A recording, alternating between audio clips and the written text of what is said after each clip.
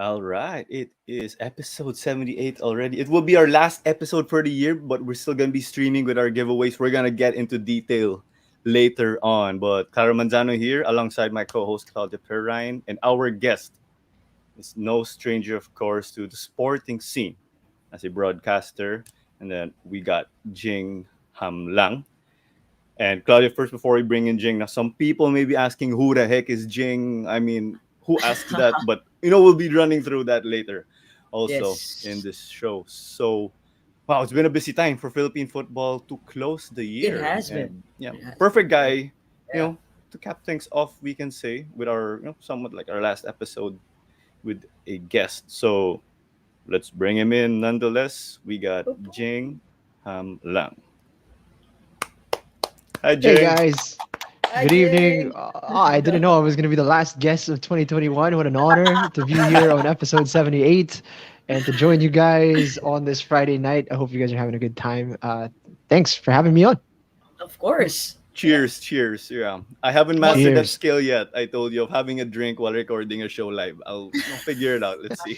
Maybe next year. New Year's resolution. But Oh wow. how have you Your New been? Year's resolution is to drink Good. during a podcast. Oh, it shows improvement as multitasking while running the stream, talking. Hey, Right. I'm, Yeah, I'm more for that. natural. I'm for that resolution. That is an incredible one. There's people who always say that they're going to lose weight or something and then never do it, right? So you might as well start drinking on your podcast. Become less professional. That should be your that should be You'll your throw up on resolution. functions. No, for all you know, we get a sponsor. So thank you for the idea. Yes, Yeah. actually, pretty good. Pretty But good idea. yeah, busy time for Philippine football. You've been immersed in it. Kaya calling the games in the Copa, and then you've been giving us like your recaps and your analysis on what's been going on as of late. What else is there? How have you been? Um, Doing good, man. Looking forward to the end of the year. Because of COVID over the last 2 years, it's been pretty stressful being a part of football and all of the uncertainty that is around the game. And is there going to be a league? Is there not going to be a league? Is there going to be work? I mean, you have clubs like Ceres Negros folding around you, and it's pretty scary. It's a real anxious time for everybody involved, and being able to continue to work with Kaya has been a huge relief, and obviously being able to win the Copa Paulino Alcantara was a real cherry, real icing on the top of the cake. So I've just been chilling, because obviously we've won the Copa Paulino Alcantara, and now I have an opportunity to just sort of sit around and enjoy the Suzuki Cup, which I have. And I've also taken the time, as you mentioned earlier, to start making my own videos. I'm so used to making content for Kaya every day, and it's refreshing for me to just be able to speak as myself, and to just put out my thoughts. So I've been enjoying that a tremendous amount, and at the same time, while also being able to enjoy the games as a fan without having to work. So that's been so much fun for me. A bit of the current event. So you guys, let's say, reclaimed the title, the Copa Mm. with Kaya. How was the mood the whole season? The players and then the entire staff, like you guys. I would say 2021 is going to be considered a landmark year for Kaya. Obviously, it was our 25th year anniversary, and we had an opportunity to go to the Champions League, which was amazing. It was just an amazing experience. It really was. Obviously, we were there for the knockout, and we weren't assured a place in the group stage. To be able to earn that just to be able to witness such a momentous occasion was an incredible experience for me. And then to be housed, to be in the bubble with the guys for a month, essentially almost, was quite an experience. Going through the ups and downs of playing against the very best in Asia, and you learn so much, and just being around in that experience as well brings us so close together that when we got home to the Philippines and got around the idea of winning the Copa Paulino Alcantara, everybody was on the same page. I feel as if the group as a whole really matured, and came together as a unit. So everybody was so focused on winning the Copa and making actually everybody was thinking about the league first before the league was postponed, of course. Really hell bent on trying to win our first league. That was the mindset, and the guys really pulled through. It was an amazing experience, and I think the guys deserved it. They did everything they needed to do to make sure that they were ready to perform at that stage. And I'm just so happy that we got over the line and to get the just rewards, as we feel, for all the hard work. Mhm. I think we're riding a high right now. I kind of want to talk a bit of local football because Mike Casas Yeah. also Mm, contributed to like that high for us, or konting hangover in a good way. Because great conversation. You guys seemed like a different animal. Well, Kaya seemed like a different animal in the Copa. I was telling Mike Casas on the show, ang angas ng Kaya, like in a really good way, with the way they mm. are moving and things like that. I'm like, wow. And this is just one AFC Champions League stint. It was crazy. Yeah. I, But I, you- yeah. I'm gonna have to agree with you there. I think we've been on a couple AFC Cup campaigns over the last couple of years as well, and this is our first Champions League experience. And even though we didn't get a single point when we were there in the group stage, the guys came back different.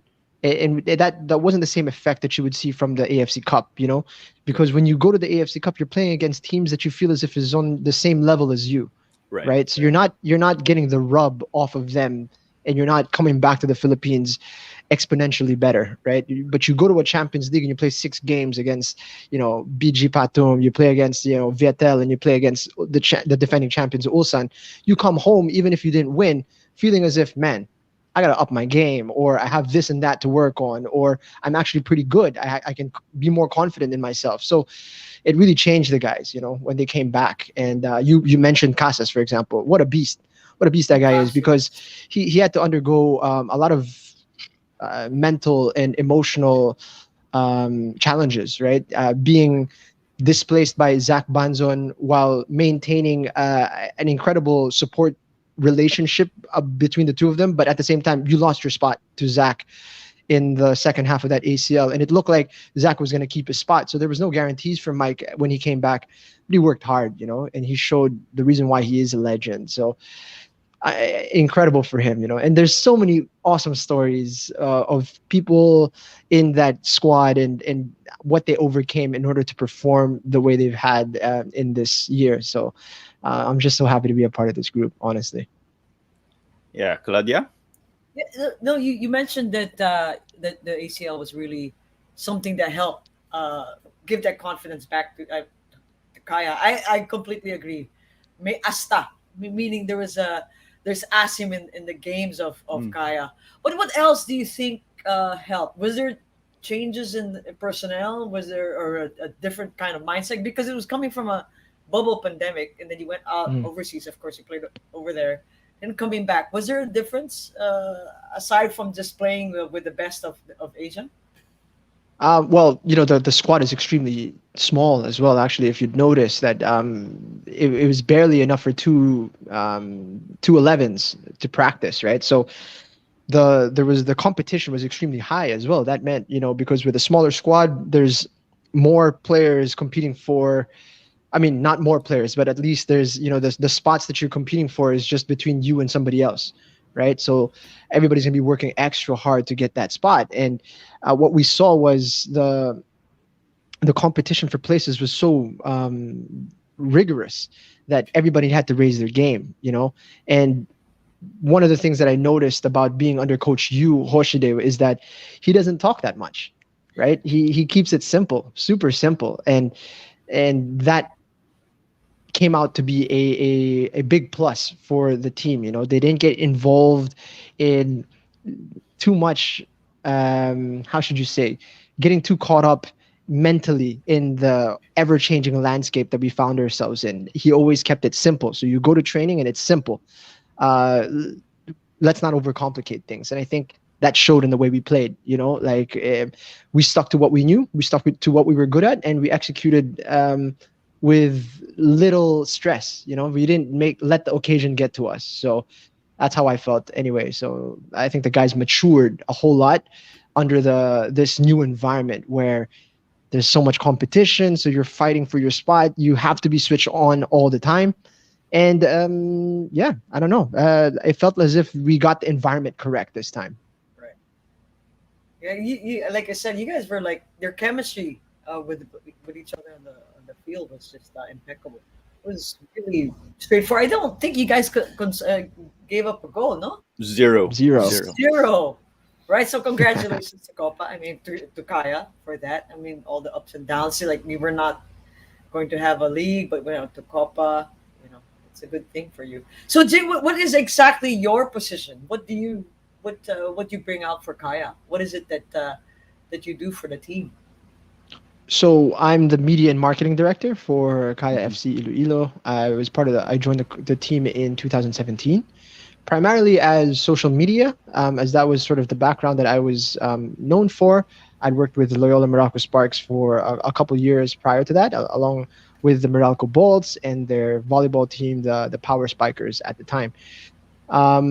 When that contract did not get renewed in 2017, I believe it was. Yeah, I got a phone call from Justin Tolentino and asking what I was up to, and it was the perfect time for me to jump over to Kaya. And I haven't been with any other organization since then.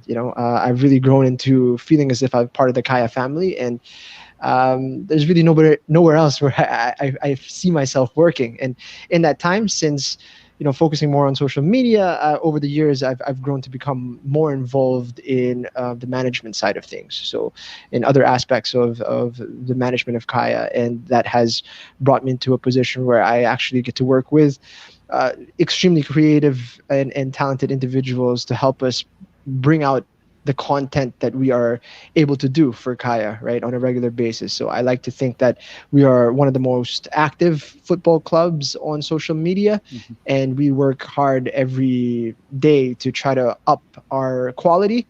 So yeah, that's what I involve myself with on a regular basis for the most part. And these days, venturing out to things like merchandise and trying to find new ways to grow our community. So yeah, that's basically my work for Kaya. That spells Champions League football, what you just spoke about. Yeah. No, but just a question about the way you've been running the social media. I see you guys post things, and then I ask myself, does Jing ever run out of ideas? Because there's always a new rabbit coming out of the hat every week. There's the quizzes and all of that, to name a few. Yeah. Yeah, so I was telling you earlier that the pandemic has been anxiety filled. I'm sure. I'm sure when you look at it on the Kaya social media, it's like, oh man, these guys are doing great. But obviously, when you're stuck at home and you can't get to the pitch and you can't get to the players, it's hard to make content. So you try to find new and novel ways to engage the fans. And we're lucky that we get an opportunity to be followed by a group of individuals that are so passionate about the club, and in ways that surprise us on a regular basis. So you just feel there's this motivation to want to reciprocate that passion, and whenever I feel as if I'm running out of ideas, I'm lucky to have the support of a lot of, as I said, talented and creative individuals who always seem to have something up their sleeve, but it's not easy. People think that social media is like, oh, okay, you post this and that, and you get paid for it once a day. That's all you do. But as you said, it's easy to do it for a week. It's difficult to do it for 2 weeks, and then it gets progressively harder. Now I've been doing it for almost 5 seasons now for Kaya, so it's like, at what point do you run out of things to do or to post, as you said, right? But yeah, the only way to keep coming up with new stuff is to remain passionate about the team and the journey that you guys are on. And I'm lucky to be able to have that passion for the team, so it doesn't feel like work a lot of the time. You're essentially working hard to share the stories that you find so compelling anyway, right? So that's how I see it. And then, it's somewhat parallel to Kaya. We also see that you get to call games. I mean, not to Yes. Mm. take a dig on you, but you've been calling games for some time. So when we hear your voice and we hear you introduce yourself, I'm like, okay, it's Jing. It's one of the guys up there. Can you tell us about this experience calling games? Yeah. You know, I didn't realize how much I enjoyed calling the games until I was forced to sit out for 2 years.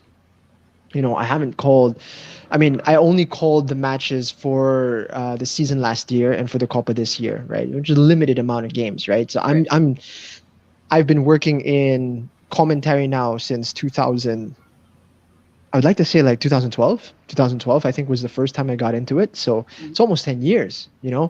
And I just kind of took it for granted that it's been around in my life for that long. Calling 2 to 3 games a week almost, especially before the pandemic hit. That was my schedule. 3 to 4 games actually a week, and I just thought of it like, yeah, it's something that I do. It's something that I'm decent at, and I enjoy doing. But once the pandemic hit, I realized that there was something in me that was missing when I didn't get an opportunity to express myself in this manner. And I've really gone looking for more opportunities to do commentary because I feel as if my body needs it. It craves an opportunity to express how I see a game, I suppose, is what it is. And there's nothing quite like it, being in the moment of calling this match and trying to portray it in the most compelling way possible that the person at home or the Right. person on the other side of the screen is thinking, yes, exactly. You saw that too. Or, it's like the nuances of the game that I'd like to share to people. And I want to be able to share this feeling of being locked in to a match, whether it's volleyball, whether it's basketball, whether it's football, as it is for the most part for me. Yeah, I'm just kind of a sports junkie, and I like the feeling of being able to share that with whatever words that I have at my disposal. So your Claro, body looks yeah, for it. right. That's No, exercise. it Yeah, is. di ba, Claudia? So, yeah, and we have that high too, Claro and I. I mean, like, it's like we're missing something in a week. We have to do an episode. Like, We we're have to like, do an Mm, episode. like, mm, like there are days where, because we had like some breaks, right? Like, okay, I think Friday night is normally for our podcast. There's something missing, and Yeah. I think I understand exactly where what you're saying, that the body is looking for that high, right? But Jing, mm. like, and to Clara, because I was the venue announcer and I could hear you from the other side, and your excitement in your voice. How do you maintain that? You, you, Yeah. You you don't know, get tired. Yeah, you that's don't get true. tired. Not gonna You, lie. you don't get. I'm like, this guy is good. I mean, like, even though the let's say the game is blown out, or there's it's not favor is really high for the other side, but your excitement for the game, where is it coming from? Well, I'm not faking it. You know what I mean? I'm trying to engage myself in the game as much as I can, and I guess I've had a lot of practice getting myself involved in matches that on paper seem like they're going to be a bore, but you go in there with an open mind and you call something like UE versus Adamson, for example. It's not blowing anybody off their seats, knowing that that's the next match, but you go in there, you sit down, and sometimes I think I experienced like a one cam, wide cam. It's a live stream on Balls TV or wherever it was that it was going to get shown. Apologize for this sound of a motorcycle, extremely loud outside. Anyways, so I'd be on Balls TV with a single cam, wide cam, no replays, and you're sitting there thinking like, wow, this can't be much fun for the viewer at home. But you sit there and you look at the game and man, this is incredible. Like that's how I found out about Mardiano, for example, right? And the individuals from Adamson were giving them a really good go. And I remember being there and thinking like, damn, what a game. What a game. And I'm sitting here all alone. I've got the best seat in the house. And I've got the monitor. Nobody else has a monitor. And I get to share this to somebody else. And if I don't do a good job, they're gonna tune out, right? Because the production value of this match is subpar to the full production. So I don't know, I get in there and I get compelled by the match itself. And once I get into the groove of things and I latch into whatever that frequency is that this match is at, then I just try to share it, and I try to tell it as it is. And I find that my enthusiasm for sport in general is pretty high. So that comes out as a positive for me. Yes. And did you ever think when you were young that you were gonna go into broadcasting? That I could say yes. At least I wanted to anyway. You know, Right. Okay. when I graduated college, I tried to get into radio immediately after graduation, and that didn't work out for me. And then I ended up working at a pharmaceutical company for a little while as a medical representative, which was extremely not really my thing. I only lasted 6 months of my job there, and then I got out of that. And even before I had somewhere to jump to as a different profession, I started a blog. I forgot what the name of the blog was called, but something about like your sports junkie or something like that. And what I did was I would just watch games and I'd cover them and I'd write about them. Okay. Um, and I used that as my portfolio to get a writing gig in the UK. So I joined a website called InsideFootball.uk, and I wrote football news for them for a couple years. So I guess what I'm trying to get at is that this sports thing has been in me for a long time, and I've been trying to express myself through sports in quite some time as well. So whether it's writing, whether it's commentating, it's just something that I just feel very compelled to do, to be involved with. So sports in general for me is just a mainstay in my life. I engage in sport. I enjoy playing. I enjoy watching. I enjoy talking about it, and I enjoy thinking about the impact that these games have on certain individuals, like how they played, how they conducted themselves in the game. Like there's always so many layers of learnings and having to go through mistakes. And it's just such a fascinating realm to be involved in. I think sports is it's multifaceted. Like you could go from basketball, volleyball, and all that. But what got you really into football? I see a Sir Alex Ferguson in the back. Yeah. Yeah, United. There you go. The yeah. legend. Uh, what was it about football? I have Sir Alex here to look at me disappointedly whenever I'm slacking off, So I just look at him and then I feel like, oh man, I Inspired. gotta work. I gotta work. Yeah. Well, football, I got introduced very early on. I would say I was maybe second grade. Actually, Okay. not that early. I mean, I was probably 7 or 8 at that time, right? So, which is a little bit later than some folks. But I was living in Indonesia, and I was a Filipino boy living in Indonesia. So obviously, basketball was my number one sport, and everybody else was below average in terms of their basketball skills. So I was like a standout at that time in Indonesia, right? But I was tiny. And I don't know, because in the Philippines, it's normal to shoot the ball around, Yeah. that your starting point is so much higher than everybody else from different countries, right? So you're schooling people in basketball, and then I get involved with football through my friends.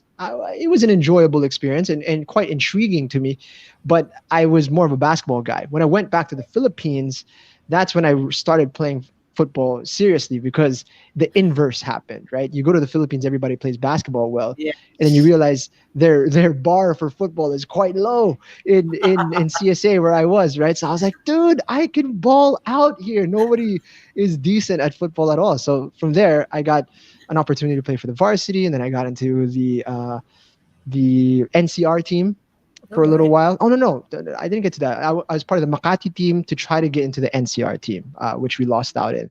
I believe we lost out to Zubel at the time. But yeah, so I got more involved in the sport. But the first time that I developed a bit of fandom was maybe 1998 or prior to that. The World Cup, obviously, when France won. That was the first World Cup I'd ever seen. And prior to that, my sister was getting me into Manchester United. She was a fan of the team. She had a big crush on David Cristiano Beckham. Ronaldo. She loved Eric I'll back. Cantona. And I knew all the class of 92 boys even before I knew about the team, really. I knew about Sir Alex Ferguson. I knew about the Nevilles, Scholes, Beckham, Gary Nicky Cole. Butt, Roy Keane and them. Uh, yeah, so it was just, I was so ingrained in this team from an early age that I never, lost my love for Manchester United. And then I went back to the Philippines, played in the varsity, continued to follow the team, follow the World Cups moving forward. And it just, just went on from there, and of course I started looking into the Philippines, like how are we as a football nation? And then you realize that, we're getting trounced on a regular basis. And that was sort of the beginning of my love story with the Philippine national team, was watching Chifi Caligdong score in the Tiger Cup, and watching us actually score a goal, or actually draw a game, or win a game. I don't remember if we won against Timor Leste. I think we did. Yeah, just seeing those little moments in Philippine football that kind of kept me going, kept this love story going for me. Yeah, I'd say that's pretty much it. Like Manchester United, playing the game as often as I can, and trying to follow the national team as much as I could. Okay, so alternate universe, you would be in a naturalized Indonesian for their national basketball team. That's what I could say. But The you starting ended up point guard.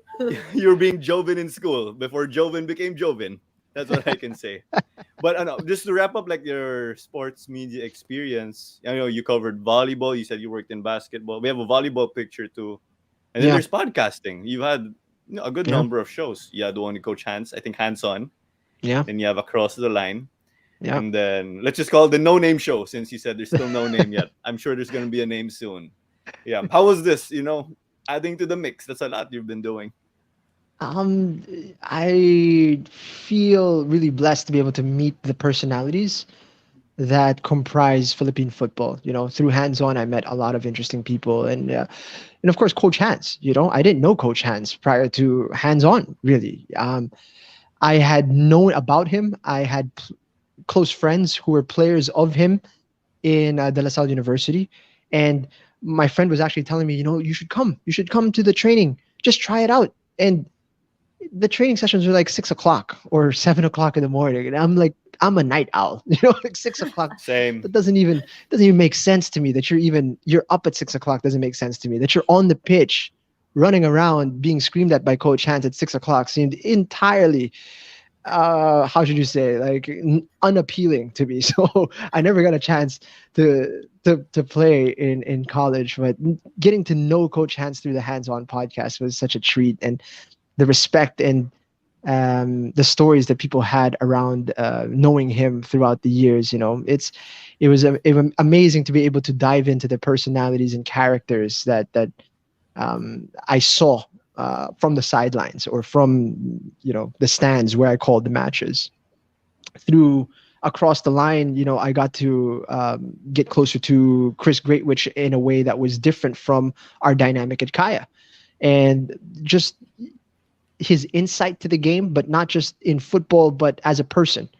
He is extremely adept at being able to piece away nuance in a person, the way a person, how should you say, what's the right word to say? Like, even just like the subtle movements, or the way a person reacts to a particular situation. He picks up on everything, and it's cool to be able to discuss not just football, but like philosophy with Chris Greatwich. So I really enjoy being able to speak in a different dynamic this time. With Coach Hans, the show was more focused on him, and that was the show. That's why it's called Hands On. And I was just sort of a conduit. I was just a host to try to get him onto the platform.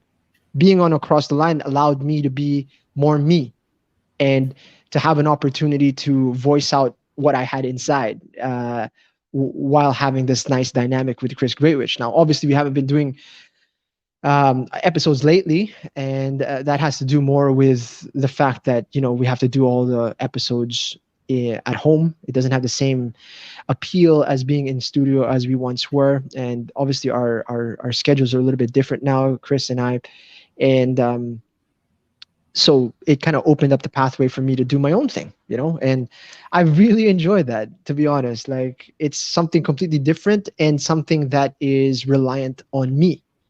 So instead of me walking into the studio and doing the intro and talking to the guys and then doing the extra, and then I'm out, and I'll turn on my TV and that episode will be up tomorrow.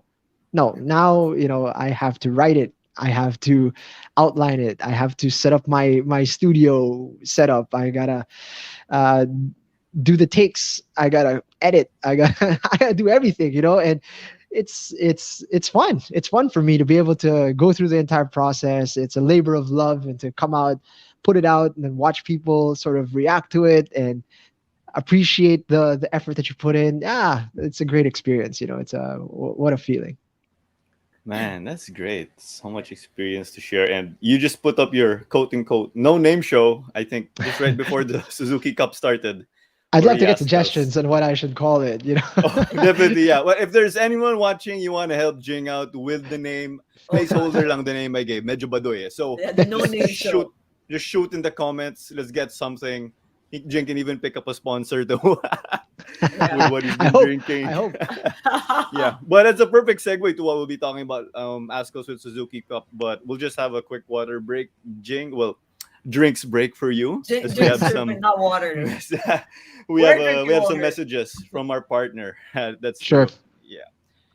All right, so we want to remind you, we remember the Globally Ballin network. So head to globallyballin.com for your original content. Do make sure to check them out too on social media on Facebook, Instagram, Twitter, and YouTube.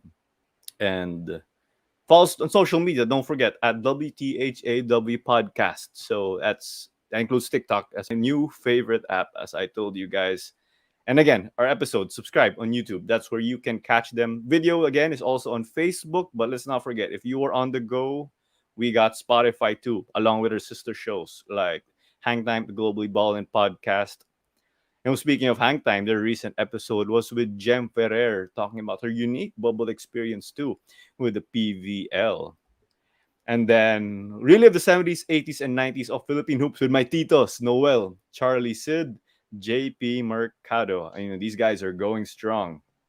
And then we got our many sponsors. We got Chops to Go. We got check out their branches in SM North EDSA, SM Bikutan, and SM South Mall. We got New Era. Thanks for the headwear. We appreciate it.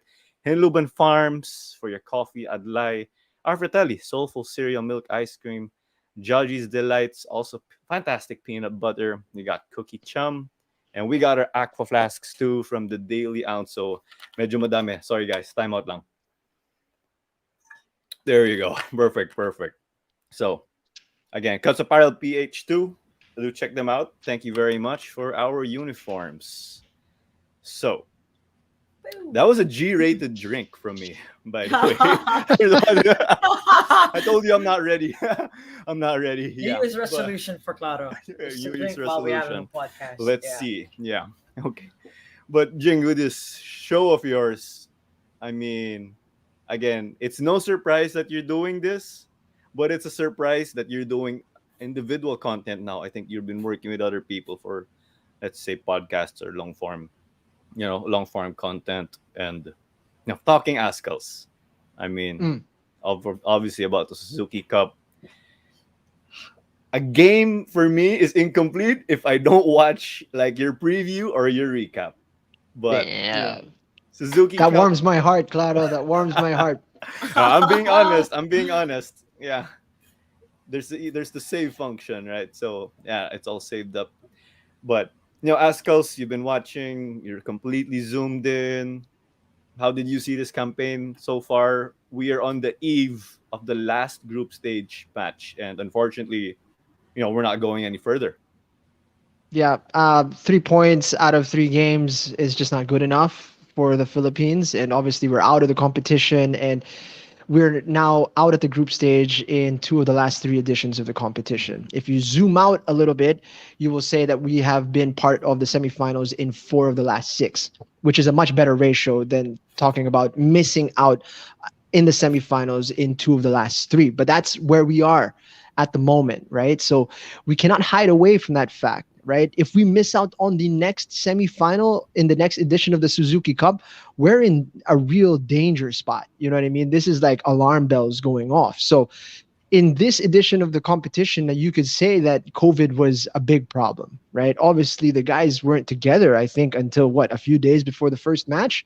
Scott Cooper didn't arrive until the second game, right? So obviously it was difficult to put together the squad, especially since we are so reliant on heritage players, as I have found a new term over the last few days, right? So I used to call them foreign-based players. Other journalists are saying heritage players, right? So individuals with Filipino heritage who are based abroad. Now, in a COVID world where every country has a different restriction, and clubs have their own rules as well, you're trying to pull together 20 plus individuals from all over the world. It becomes more difficult than it already is to begin with, right? I mean, it took us forever to get Holtman, Obermeyer, and all of these guys their passports and to get them, on the proper radar of the Philippines. Now you're going to have to jump through more hoops, right, to get them available for your competition. So the way I see it, it was just a nightmare for them logistically to get this team together, and it's understandable that they have underperformed, right? That's what I'm trying to get at there. So you can get a pass on this one, but the next Suzuki Cup, there will be no pass. And the way I see it, when you look at the squad that lost against Thailand, how many players were over 30? Right? You've got Shraki, Stoible, you've got Patrick Reichelt, Angel Guirado, just from the top of my head, right? You had Bienvenido Marañón come off the bench. He's 35, right? So a lot of these guys are elder statesmen, and it's no knock on these individuals. They've provided unbelievable service for the national team over the last decade or so, but we always have to be thinking about the next competition, the next crop of players. And if we're looking at the next crop of players, we really should be talking about the Azkals development team. And there's a lot of them that flew out to Singapore to be a part of this squad. But how many of them have played, right? We've got Oliver B.S. who's played. We've got Kekkonen who's played. Who else, right?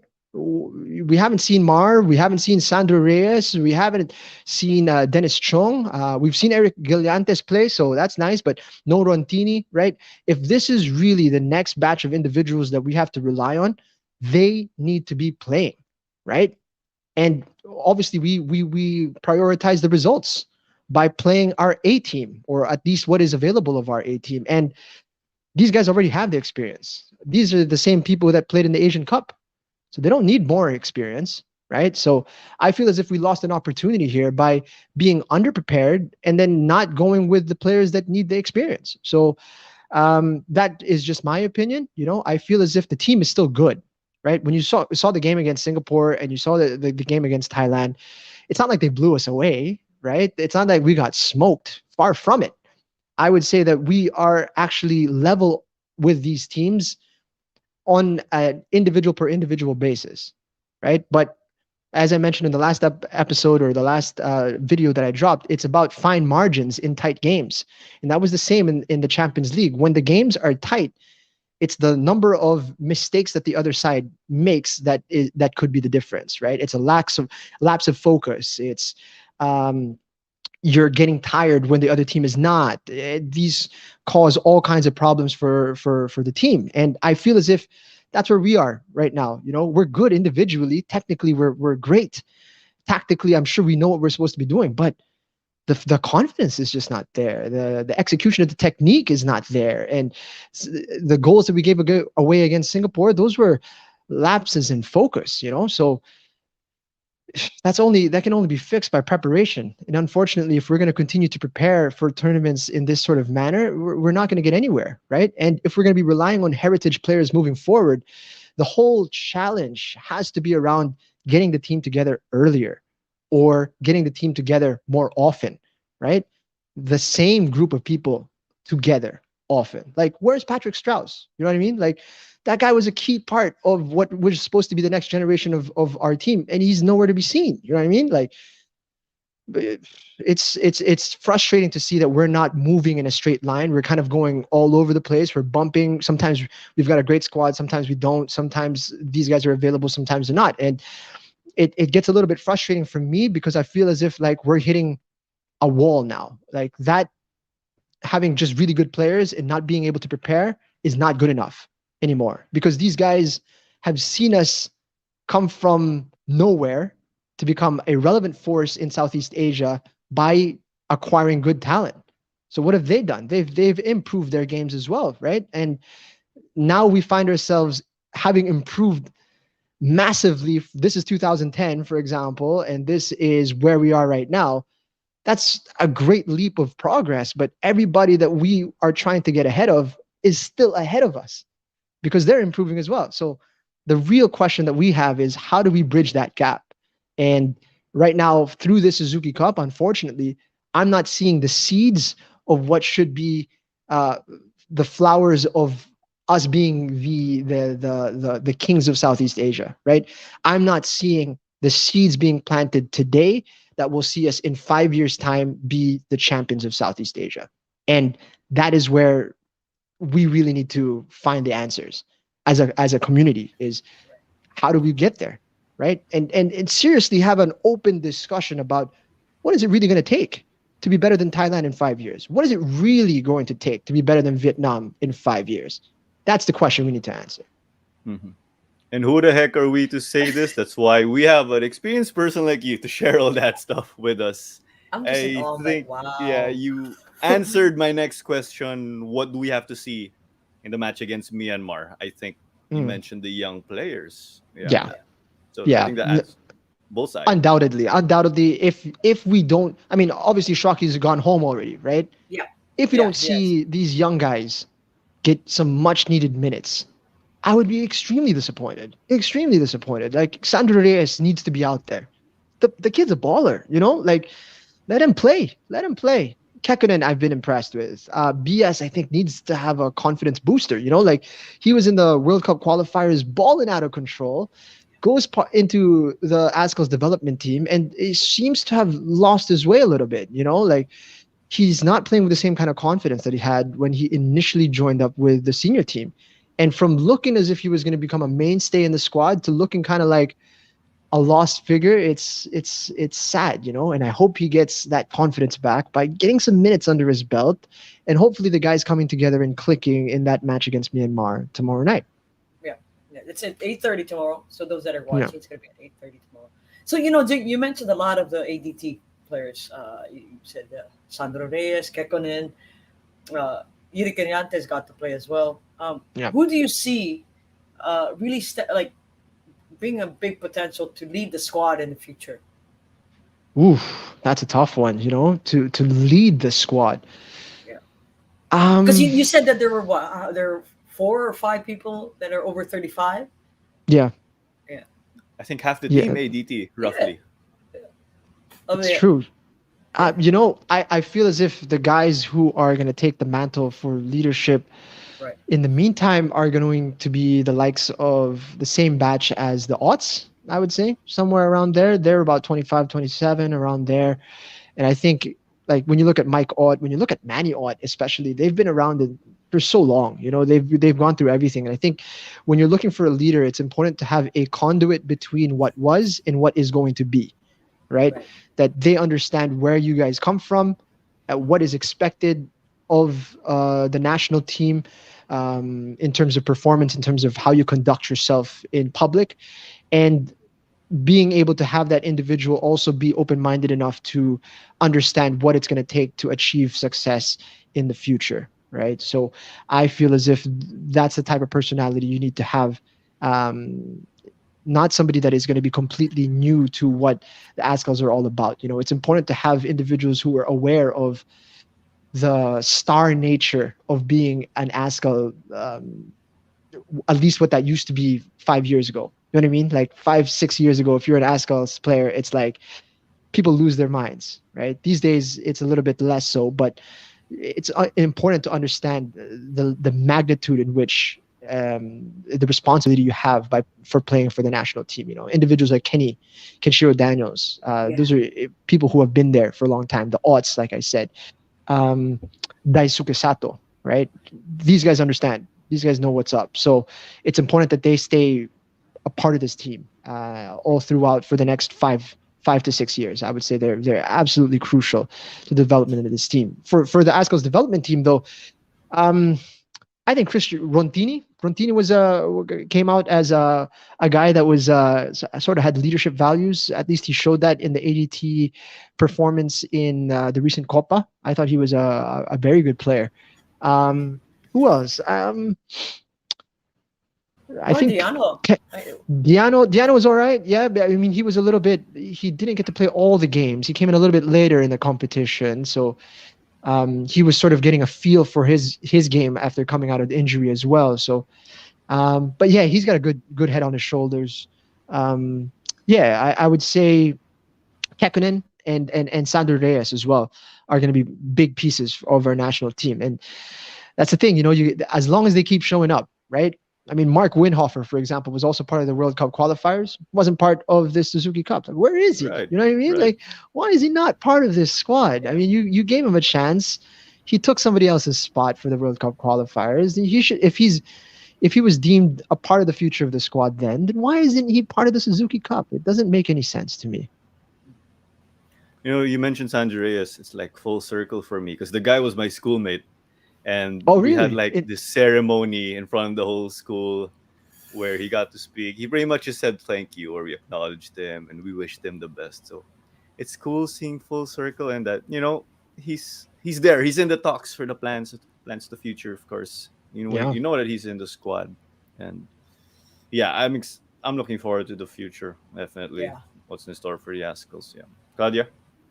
No, I just I wanted to hear because the Kaya you guys played against the ADT and it was a fun game. Oh, these It guys are good. was. It Oh, was these a kids are good. good. Yeah, these kids are good.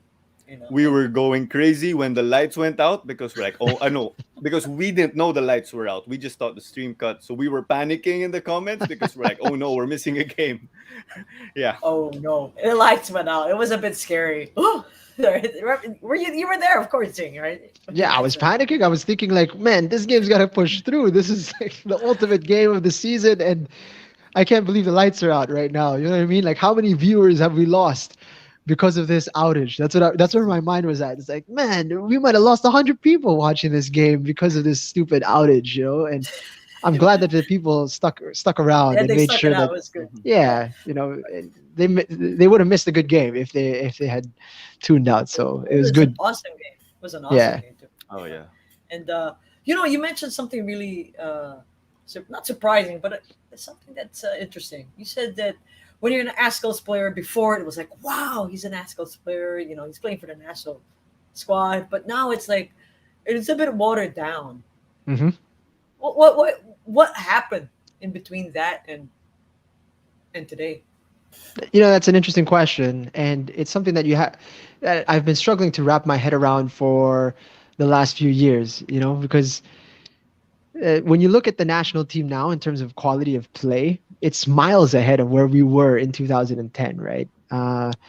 Entertainment value, quality of players, the quality of football in general is just it's night and day. In 2010 we couldn't keep the ball.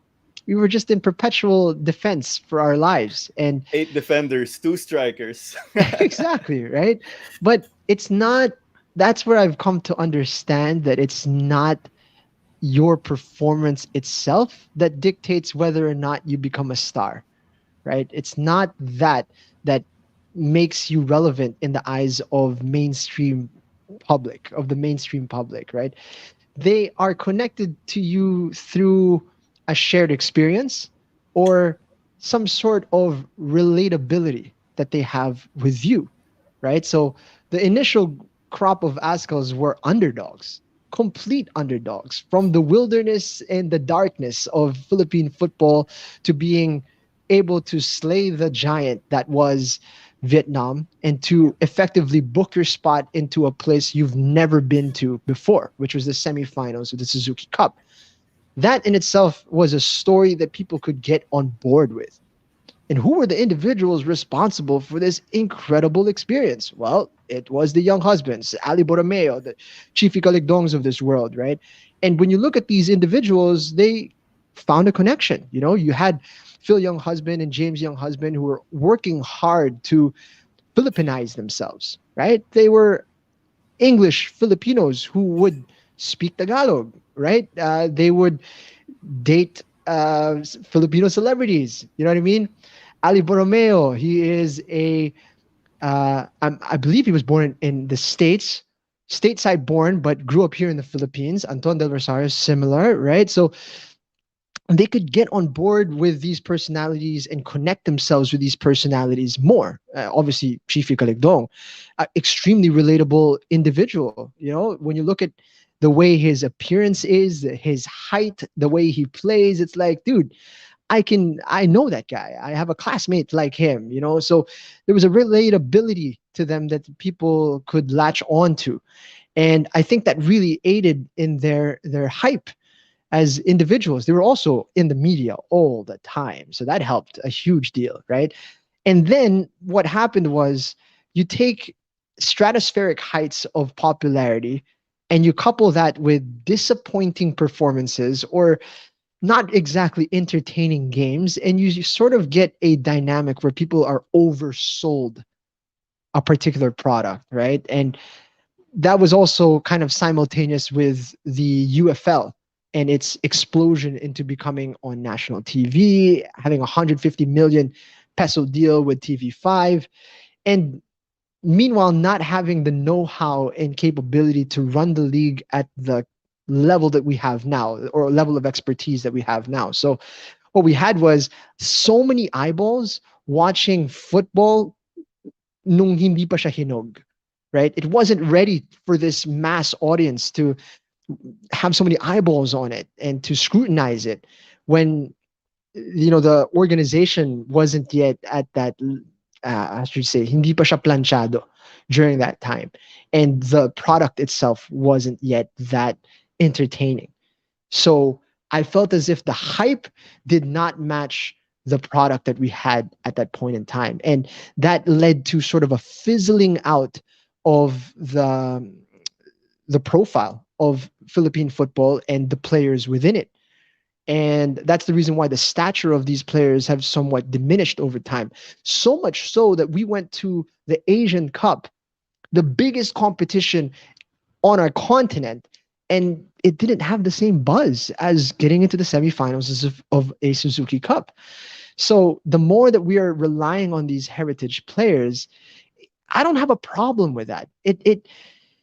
I don't have this feeling that we have to support either local or heritage players. I don't get that sense. I have a respect and acceptance for the reason why we're going after these heritage players.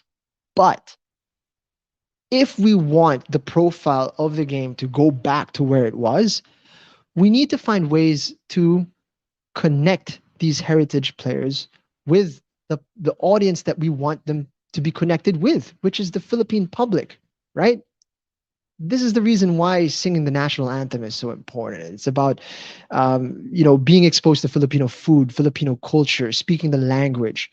We have to make an effort to Filipinize our heritage players so that we can connect ourselves better with them and for us to understand what makes them unique as well. Because these guys in their hometowns of Germany and wherever they're from, I just realized we have a lot of German Filipinos. Right. They're not looked at by Germans, native Germans, as like, oh yeah, there's a German guy. They're always asking those guys too, like, hey, where are you from? Oh, I'm from the Philippines. So they're That's not true. exactly super normal in Germany. And then when they come over here, they're not normal Filipinos either. So they're just out in they're unique. They have their own little world, these guys, right? So I think we're not doing enough to sort of connect ourselves with the nuance of the type of individuals that we have as part of our squad. And that means that people are kind of disconnected with them. These guys look like mercenaries to me. One FIFA break, I've got a new guy to get to know. Next FIFA break, he's not there. Some other guy I get to know. He's also good. Whatever, he plays somewhere that's supposed to be much higher level than where we are. At some point, they're just blurred faces, right? If it's always chopping and changing, it's always different. It's like, who cares? Who cares if we're going to the Asian Cup? Wala naman akong kilala dyan eh. I don't care, right? So I think that's where the disconnect is, and I feel as if the Azkals back then that was just them. The next 2-3 months later, you're gonna see the same group of guys again. except for maybe one or two additional faces. Now it's always different.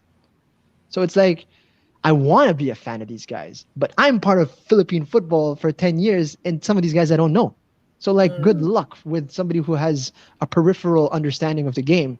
It's never going to be an opportunity for them to latch on completely to this team because emotionally they don't know these people. So that's where I think the disconnect is. That's the main part of main reason why we don't have that same connection anymore. And back then in 2012, 2014, and I'm sorry I'm rambling here a little bit, No, little keep bit all over going. the No place. I'm But worries, it's amazed. I cool. love it. Yeah. for example, in the UFL, right, a lot of these foreign-based talents actually flew to the Philippines, lived in the Philippines, were exposed to the Philippine public week in, week out, playing for Global, playing for Loyola Meralco Sparks, playing for these clubs, playing for Kaya. They were in the public eye. They were here. People knew who they were. You know what I mean? The likes of, the Reichholtz, the Otts, they were here. That's why we have a connection to them, right? But some of these other players who are high caliber, but we don't get to see, you're never going to get that emotional connection unless we individuals in the media work hard to bring these people to the mainstream public.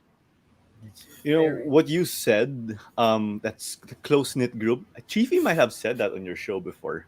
That why they were like rock stars in 2012 was because they kept that group of guys together. Peace Cup, 2012, AFF Suzuki Cup, you Yeah. name it. Yeah. But I know you're mentioning like points for improvement. Is there any? I don't know. Are there any good takeaways in this campaign? Maybe we go. There's there's the Kevins, Ingreso, Mendoza, Reichelt. What can you take away from your zoomed in lens on the Suzuki Cup right now? You mentioned Kevin Ray Mendoza. I'm extremely impressed with him in this campaign. Very good with his feet. His distribution was impeccable. Left foot, right foot. Just ping the ball left and right. Short passes, mid-range passes, long-range passes. Very good. And some great stops in the game against Thailand. So I think he's another one in a long list of spectacular goalkeepers that we've had.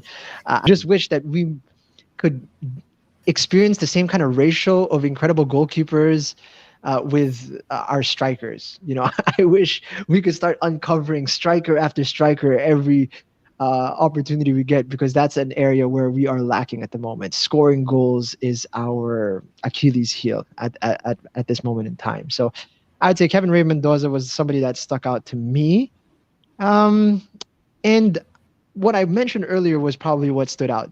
It's that this is basically like a late notice fight, like we got called in 6 days notice to fight in this competition, this tournament. And it's like we went 12 rounds with all of them. You know what I mean? Like that's how it feels like to me. We went 12 rounds with Singapore, 12 rounds with Thailand. We pushed them to the edge. They won on decision. And we came in on 6 days notice. So it's kind of an acceptable sort of result for us. So that to me is what stands out, that we can actually compete at this level even with a lack of preparation. So that gives me a little bit of hope that if we were to prepare better, that we could potentially blow the socks off some of these powerhouses in Southeast Asia, right? And it doesn't get any bigger than Thailand, honestly. Look at their squad. It's unbelievable. Unbelievable squad. Everybody they took from the bench were like quality players. They made 5 substitutions. They traded super quality players with equally quality players, so they only beat us by a goal, right? Yes. So the immense quality that we have in our squad is something to behold. But to harness it, to really harness it, that is the next level for us. So that's what I'd like to see. Yeah. Honestly, I wish the next Suzuki Cup I could highlight as our MVPs is management. That they got everybody in early, that they talked to all the clubs early, ironed out all the details ahead of time, that the group could come together for a month and a half and then go into this competition. I wish we could make that happen. If we are able to do that, I swear this is the time that we move into the final. I just don't think we can show up as quality players and win this thing. You can't. The guys are too committed. Thailand's too committed. Vietnam's too committed. Malaysia's too committed. Indonesia's too committed. It's not going to happen. We're going to have to come and bring our A game for real. So I'd like to see that happen. And at least what you see from this competition is that, we have a wealth of talent to choose from. I just hope we can assemble them and prepare them properly. Tirasil still haunts me. 2012, Good 2021. God, Yeah, guy's I annoying, huh? mean, La Liga experience, right? I Yeah, he mean, played in that Almeria, right? finish. So Yeah, I mean, people in the house were looking. Why was I cursing? I mean, He was there. that, Was that was playing. a world class finish. Oh, Tirasil in Thailand. Yeah, Yeah, Peter Sil. good Yeah, he God, strikes what a again. finish! Yeah, yeah. What a One finish! he's touch. annoying. Yeah, He's sorry, but he's like so good. I know, right? But to be honest, like these Thailand, Vietnam, when other ASEAN teams, when we see them competing in the World Cup, Asian Cup, I think it's the right thing to cheer for them. They're our next door neighbors. They're a Yeah, Yeah, stone's throw away. So it's different though when it's a Suzuki Cup. Sorry guys, it's gloves off. We yeah. want to win. We want to win. No We trophy hundred love left the for percent, us. Philippines. You know, hundred Yeah. percent. Jing, Tyro, sorry, but Go ahead. we lost to Thailand by just 1 point, and it was due to a penalty. Mm. Oh my gosh. No, penalty. Oh man. No, if there was a Amani, no, it's not your VAR, fault. Don't worry, Amani. yeah, if there was VAR, I don't think it would have been reversed, and we would still. I think we would have gone. I think could have won that game actually. Well, we'll never know at this point. No VAR in the Suzuki Cup, That but was a good. when you looked at it in real time, and that's how the referee will have seen it. Yes. Yeah. The angle in which Amani made contact with the player, it seemed as if there was no chance that he would ever get to the ball, which he didn't. Was it enough contact for the person to go down the way he did? Probably not, But will that have been called in the center of the center of the pitch? If that same contact happened in the middle of the pitch, will the referee have blown his whistle? I think he would have, So he didn't. Fair play to him. He didn't hesitate, right? He didn't allow himself to be influenced by anybody else. He made his decision. He stuck with it, and that's all you can ask for from a referee. It's unfortunate. It really is, Yeah, but it was unfortunate. you stick your foot out there, and you're giving the referee. You're making the referee have to make a decision, right? Whereas you could have kept yourself in a position of your body shape where you're shielding the opposite side of the goal and letting Kevin Ray Mendoza cover his near post. You could have tried to do that, right? Cut off the angle as best you could without sticking your leg in, but he didn't. And the guy was smart, super smart. And these guys are veterans, They saw the angle in which that leg was coming through. If I can get my leg across the ball early and take the contact, I'm going down. You saw how he celebrated it, right? Yeah, he knew. Yep. He He knew. knew, He like, already yes, He knew I what he knew. was did it. doing, Yeah, right? He knew exactly, like, oh, that went exactly as planned. So Yeah, what are you going to do, right? The guy was clever, and clever. he fell for it, Amani Aguinaldo, and he's a veteran. He can't be falling for those things, and he can argue all he wants, but at the end of the day, your leg's not supposed to be there at that point in time, and you gave away a soft penalty. That's just the way it is, and that it was fine margins, as I said, but was he tired at that point? Was he, you don't know what's going through his head at that point in time, but it was such a brutal way to go out, though. You know what I mean? And Super. but to say, Claudia, just to be fair though, to Thailand, however, it's like to say that we could have won that game. Sure, we could have won that game, but we also only had 4 shots, right? Yes, 4 actually, shots and one on target. I think we had 2 actually. Two only, looking at I the think. It stats. was 2, two. and then Is that it was really? 1 goal. Yeah. Yeah, Right. two So, and so there you go, violence. right? So there you go. I mean, we were Yeah. struggling to create chances anyway, So there was no way of saying. Obviously, we got from a set piece, so you never know. But it's not like we were banging on the door for Thailand. You know what I mean? In fact, it was the opposite. They were knocking on our door. So But Kevin it did was a good at job. the end of the day, you can't be too upset about it, I guess, Yeah. because in the grand scheme of the 90 minutes, they deserved it. They deserved to go through. But we could have gotten a point. We could have gotten a point, I would say. Yeah. Oh, that would have been big. Would have been We'd draws. still be in the hunt. They will still but be at in the least. hunt if we caught a Yeah, draw. we wouldn't. Yeah. It wouldn't be fully in our hands. Like we have to rely on the results of the other Singapore would have to games. beat Thailand, and we'd have Oh, to there you beat go. Myanmar. That would Yes. that would be it. Yeah, that gets But it was exciting. The way Yeah, it went, but though. Oh, yeah. I said, bummer, "No." heartbreaker, all the It was a heart- adjectives.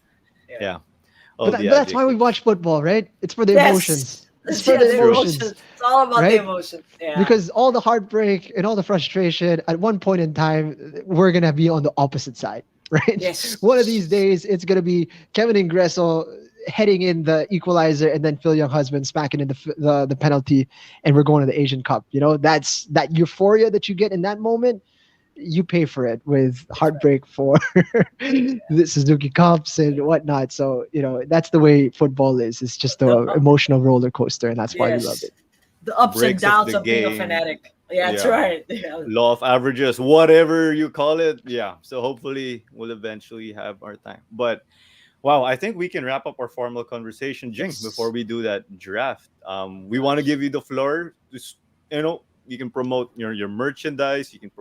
I don't know if you have a fan club, or you can invite people to support Philippine football or get into the sport. Yeah, we can give you the Yeah, floor right now. first of all, appreciate you guys having me on and for talking football. I blab on a lot, as you guys would have noticed, when it's about football and about sports. And I appreciate you guys giving me a platform to do that and to spend my Friday night with you. I'm not really pushing anything. Just check out my social media. I've been putting out some videos about the Suzuki Cup. I'd appreciate if you guys check that out. It's there at Jing Jamlang on Twitter, Instagram. You can find me on Facebook as well. I guess some professional work. Kaya, we're Copa Paulino Alcantara champions quite recently, and all of our merchandise is available on bootcamp.com.ph and their stores as well. And these Copa shirts, champion shirts, two-time champion shirts, are going to be dropping in a few days. So definitely check out bootcamp.com.ph to check those out. It's very limited quantities, so I hope you guys will go over and check them out and follow Kaya FC on Twitter, Instagram, and on Facebook. That's it. Ooh, so we have a shirt that hasn't been released. So that's the shirt Yeah, you're rocking right yeah. now. Very interesting. Good preview. So yeah, I mean, let's carry on to the draft. But Claudia, let's take a quick breather to promote this. So, oh, you're on mute. I'm on mute. Okay, so don't forget, guys, to join the many gifts of Who the Heck Are We? We are giving out items for our Christmas. I guess our Christmas in our hearts, and that would be a New Era cap. That's an Avengers cap from New Era. We got 14 ounce from Aqua Flask, Hinrobon Adlai, and coffee. And Tina Deacon Eurotex Dream Team jersey, a Georgie's Delight muesli from Bukidnon, and a Stallion Laguna FC football jersey. And not in the photo is Cookie Chum. So all most of our sponsors, thank you so much for giving us the chance to give these items away. All you need to do is just answer the question that's on our post, which is what did sports, what how did sports help you in this pandemic? Right, So and Cookie Chum is missing because they joined the party late because they yes, just they gave did. us so back to back giveaways sila. And then Stalin was Correct. like, "Oh, we're throwing in another shirt." So Yeah, I don't mind. that's They right. gave us a good problem, so we couldn't fix graphics. Sorry, but thanks for the support. Oh, Yeah, right. Yeah, and your answers don't have to be long, but we do love reading your answers. Thank you to those that actually typed in their answers. It could be a one answer, even you could say nothing. You could say a podcast. You could say something, so long as you answer the question, what? How did sports help you in this pandemic? So again, that's the many gifts of who the heck are we? Okay. okay, so it is time to go to the draft. I'm always Yes. excited for this. And I think I nervous. Nervous. I think I know what happens. I skip things because I'm so excited for the draft. So Okay. our gimmick will be dream sports events to watch, and you know it's not competitive like the NBA draft or whatever. So just we can just name whatever. And Jing, you are our distinguished guest, so you have the honor. First pick. So it goes. We snake it. So it goes you, Okay. Claudia, me. Then we go me, Claudia, you. Yeah. Oh my Okay. gosh. All right. All right. I feel as if a World Cup is going to be something that comes up often, so I'm gonna get that out of the way Okay. first. World. That's But what if you emphasis. watched it already? I watched the World Cup. Oh, I haven't. I haven't. I I'd love to Okay. be haven't. able to I watch haven't. Okay. live. So, Okay. all right. And I'm already at this part where I'm like, someone took my answer, and I thought this wouldn't happen. All right. Okay. Claudia, second pick, Ooh. The Super Bowl. Super Bowl. Oh, Yeah. nice. This is actually hard. Okay. I'll let you guys be the referee. Can I Like, say World Cup with Azkals or no more World Cup because No Jing took more World World Cup? Cup. Okay, fine, fine. Sorry. Okay, I'm gonna let wow, this Claudia is referee that. Yeah, I'm gonna okay. no. Yeah, that's how chill we are with referees. If someone says no, okay, no. We're only Yeah, three, no so VAR, no VAR, yeah, no no VAR. VAR. Okay, oof. I think I will go with the Monaco Grand Prix, F1. Yeah. Oh, Nice. that's a beautiful one. It's free to dream, so I will put that on the list. But realistic, I'll see if I can Beautiful. give that answer later. But okay. You're next. Whew, That's a just now. good one. Yeah, and then wow. Okay, so World Cup's taken. I don't know, for some reason I want to watch Major League Soccer. I want to watch LAFC live. Okay.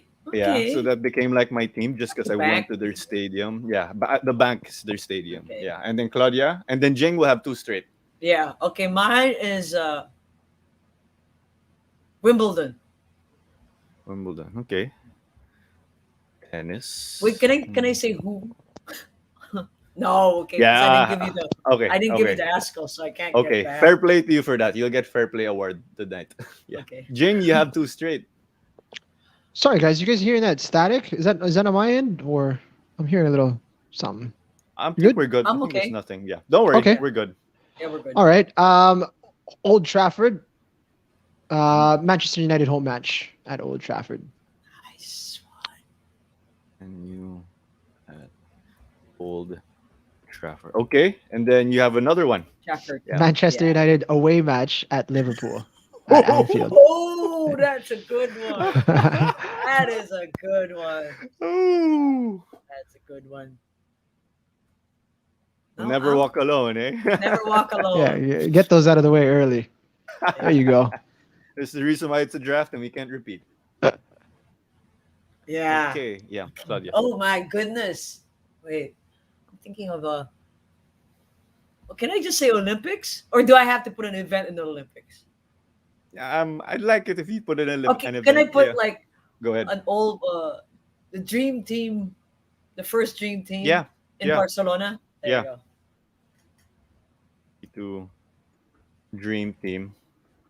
Barcelona. Okay. A bit tough for me now. Yeah. Wow. I'll just You go have to with go this one back in already. time. It's quite a gamble already. Ascal's overseas match, like Okay, fine. international. Like let's say I go to Singapore to watch them play. Actually, that's a good one. Um, and then, whew, man, this is a tough one. Jing said a Man U away. So am I allowed to do Liverpool home? I don't Merseyside know. derby? That's We actually see each other in the that's same match, man. We'll see each other there. Oh, I wouldn't that's mind. okay. I think I'll allow Okay. that. I'll allow Okay. that. Let's go Liverpool at Anfield. And after that, you could go to Thank you the very much for like Beatles sharing the pick Beatles in a way. Museum. Yeah. Claudia? No, you. Isn't it you? Oh, it's me. Oh yeah, that's right. Yeah, I did the two straight. Okay. Oh, wait. I thought of someone. Oh my gosh. Oh goodness. Oh yeah. Dennis Bergkamp, the Invincibles. Not at the Emirates, but I just go yeah. Invincibles. Yeah, the Invincibles. The Invincibles. And then Jing, the honors, your last two picks. And then when Claudia and I do our last two, you can be the referee. You're the lone ref. All right. I will go with a Conor McGregor UFC. I would love to see that Irishman do some crazy things in a packed stadium, please. And the last one would be Bongcarno Stadium. Ooh, GBK. Crazy Yeah, place. I'd love to watch Kaya play at Oh.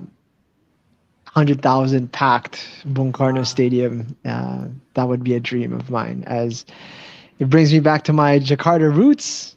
Yep. Right. And to see a crazy stadium like that just shouting expletives at us would be a dream come true. Aya GBK. Can I just share real quick? I'm sorry, I have to.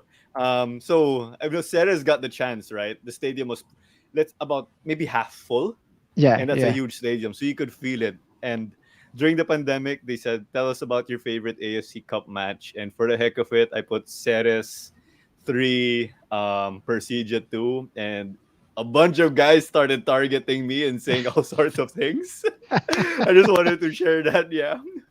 Whew, but I didn't Indonesian fear too fans much. are rabid. Yeah, yeah. I think crazier than the Pinoy basketball fans, I can say. Oh, Oh way gosh. crazier, Oh, way crazier, man. Like really? we had Really? a crazy incident with PSM. We played against them on two AFC Cup campaigns. In one of them, what's his name? Bucking. Jalsor Soriano kicked one of their players in the chest. It wasn't pretty. He got a red card for it. For an entire month, maybe even 2 months after that, our social media, every day, we would get hundreds of direct messages just calling us dogs and monkeys and What? just every day I'd wake up to this, notification after notification on our Instagram, on our Twitter, on our Facebook. You post anything, it'll be like 50 comments, and you're like, whoa, my post is doing great. You take a look at it, it's just like, you're a dog, you're a For the wrong monkey, blah blah reasons. blah. It's just, Oh my oh god. man, these guys would never let it go, and it was, wow, an amazing experience. Oh man, I think Jing, you mentioned that in your podcast before, and Chris said even his Kaya Academy page was getting bombarded with messages at the least. Posts, I'm not so sure, but okay. What? Oh my gosh, man. Okay, is that for the love of the game? Let's leave it there. Let's leave it there. But all right, so let's get back Right. at it, Claudia. Yeah, Okay. the final straw. Game 7 of the World Series. Okay. Ooh. I would say if actually it was just last World Series where Atlanta Braves won. You could put that. Okay. Hmm. Yeah. Atlanta Braves World Series. Yeah. Because they won. And I'm a Braves fan. Okay. So for me, I'll go NBA Finals, Game 7. Courtside. Emphasis Hmm. on courtside. Emphasis on courtside. Like, just as a fan of sports, I'll add it there. No team? No Um, team, huh? No team? I don't mind the team. I don't mind the Okay. team. Even if it's the Knicks, because the Madison Square Garden is a magical place. It's the Hmm. Disneyland of sports stadiums, at least indoor stadiums. Football has a different buzz also, so we can't Yeah. compare the two. So NBA Finals, Mm. Game 7, court side. Emphasis on the court side. So there you go. Wow, that was very interesting. It's very good. I'm actually kind of happy I got NBA Finals last, but I guess because the three of us are just so, in sports, we're just so mixed up. Yeah, we're actually very Yeah, kind of diverse, the different we got tennis, interests. we got football, we got UFC, Yeah, we got Yeah, I we got a mean, lot of tennis. sports. Yeah, we got F1, yeah, we got I baseball. We covered it also all almost. I was so happy we touched fight sports because that's something we've yet to really dive into. Yeah, Nobody said as a Pacquiao podcast. fight. I thought about it. I'm not Yeah, gonna lie. that's I'm not gonna true. lie. I thought about it. Ako never. Cotto, Yeah. any of the his V- fights. Wow. Vegas or Cowboy Stadium. No, Cowboys team. no. Wow. Yeah, Oops. Yeah. that would be a no. Okay. But yeah, I think that does it, no, for this episode. Jing, we hope you don't mind. Thank you again. We just put you backstage, and then we will wrap up. Yeah. Sure. Thanks. Oof. Wow, fun episode, no? I mean, Jing Yeah. just really opened our eyes, especially with insert name of show here. Yeah. Let's The just call no it the name Jing. show. Let's call it the The Jing Hamlang show. But I'm excited for what's JJ in show. store. Yeah, and I mean, okay, we crashed out Suzuki Cup. Oh, it's okay. There's another Suzuki Cup next year, right? Because this one was delayed. Forgot to mention that with Jing. And then Sea Games. So more football when we got round 3 of the Asian Cup qualifiers. So hopefully, we get to see what we want to see as Pinoys, of course, getting those W's and That's right. qualifying for these big tournaments or knockout stages. Claudia? Well, I like what I want to say. When I would do the venue announcing in the PFL, I would always hear Jing on the other side, and I could hear him really so excited, and I love it. It's like, oh my gosh, I feel the excitement as well, and he brought it to the podcast, and I was just in awe. I'm like, he's answering the questions I already have. I'm like, okay, I'm like thinking, okay, what's my next question? What's my next question, right? But he is already anticipating the questions by answering it already. No, and you could see that he's full of wisdom on football, and it shows the way he speaks, and it also shows in his no name show. So to those that are to those that are listening, please help us find a new name for Jing. Oh yeah, that's true. And great way. I think to end the year with our regular episodes. We got a giveaway Yes. coming up, but with our guest, it's fantastic. Yeah. So Taro, Oof. there. Oh my gosh, that was crazy, right? But I think that does it, guys. Thank you very much for tuning in to Who the Heck Are We? I'm not greeting you Merry Christmas or Happy New Year yet because we will still be We'll see you streaming on the again Wednesday, in on Thursday. our Yeah. upcoming giveaway. So we hope Yeah. you could join again. It's not graded, just even one word, you stand a chance to win. I'm not kidding. Yeah. All right. So all right, that does it, guys, and we will catch you next week. Bye.